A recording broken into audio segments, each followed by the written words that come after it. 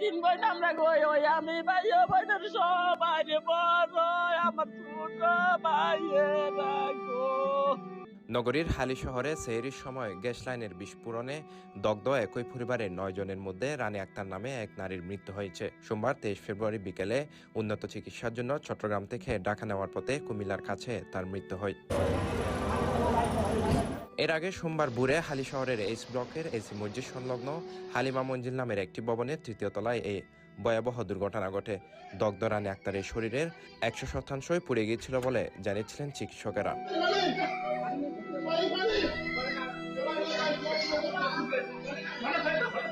Fire service ও হাসপাতাল সূত্রে জানা গেছে, দগ্ধ বাকি 8 জনকে অত্যন্ত আশঙ্কাজনক অবস্থায় রাজধানীর জাতীয় বার্ন ও প্লাস্টিক সার্জারি ইউনিটে নেওয়া হচ্ছে। তাদের মধ্যে পাকি আক্তার ও সাখাওয়াত হোসেন নামে আরও 2 জনের শরীরের শতভাগ পুড়ে গেছে। বাকিদের মধ্যে একজনের 80%, একজনের 45% এবং অন্যদের শরীর 20 থেকে 25% পর্যন্ত দগ্ধ হয়েছে। স্থানীয় বাসিন্দারা জানান, ওই বাসায় মূলত 2 ভাইয়ের পরিবার থাকত। সম্প্রতি বিদেশ থেকে তাদের আরেক ভাই সপরিবারে চিকিৎসার জন্য এসে সেখানে উঠেছিলেন।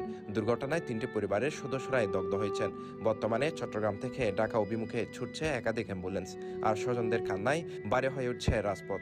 বাকি 8টি প্রাণের জীবন বাঁচাতে এখন সময়ের সাথে চলছে লড়াই, বাড়ছে উৎকণ্ঠা। CTG post, Chittagong.